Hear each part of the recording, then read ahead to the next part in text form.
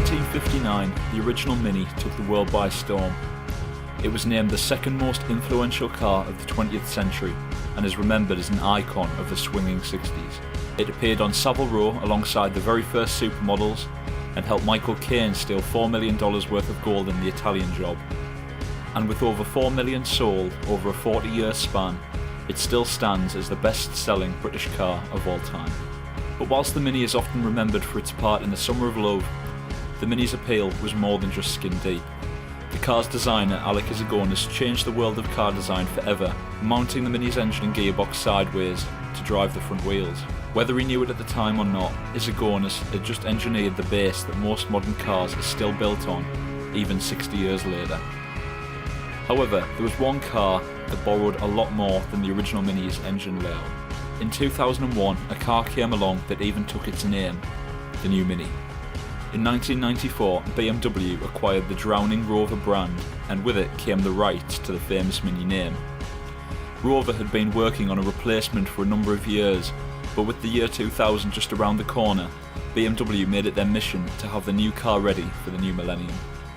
BMW finally delivered in 2001 with not one but 3 Mini models. There was the standard Mini 1, the mid-range Cooper, and finally the Cooper S, known under the model code R53. BMW made a bold move reviving the historic Cooper badge, but for some, bringing back the Mini name itself was a bold choice for BMW. The new car was quite a lot bigger than the old one, but the new Mini's biggest problem wasn't its size, but whether it could fill the boots of the original. And looking back, with the 20th anniversary of the new Mini soon approaching, did the new Mini live up to expectations? First and foremost, you can tell the car hasn't forgotten its roots. You get a large, imposing speedo right in the middle of the dash, similar to the one you'd find in the Mk1 Cooper. You get 60s Art Deco air vents, a row of toggle switches on the dashboard, a contrasting white roof, and weirdly in the Cooper S, a supercharger under the bonnet, which actually gives the car a signature whine, just like you got from the gearbox in the classics.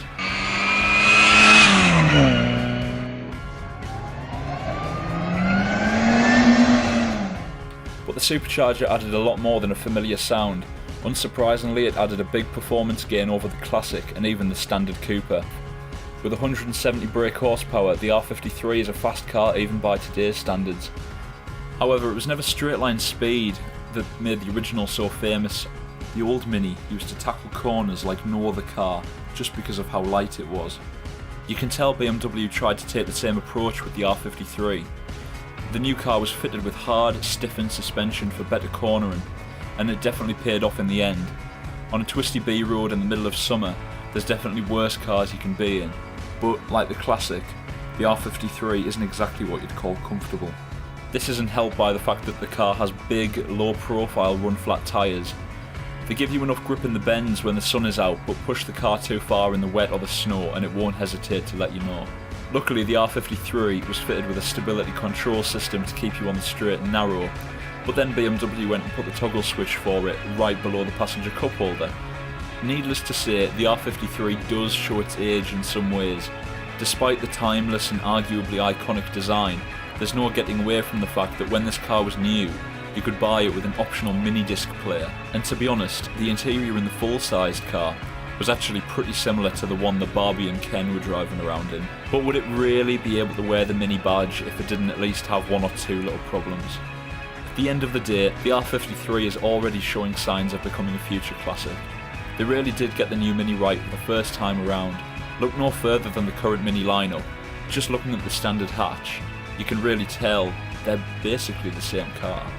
In 2004, BMW even did a facelift, and whilst the upgrade came with one or two issues, it looked even better, and for around £2,000 to £3,000, you can even get yourself a clean example with good mileage. You get what you pay for with an R53, so be aware of any lowball prices.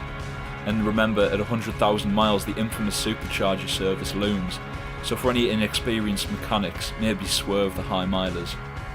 But looking back to 2001, did the new Mini really earn its name?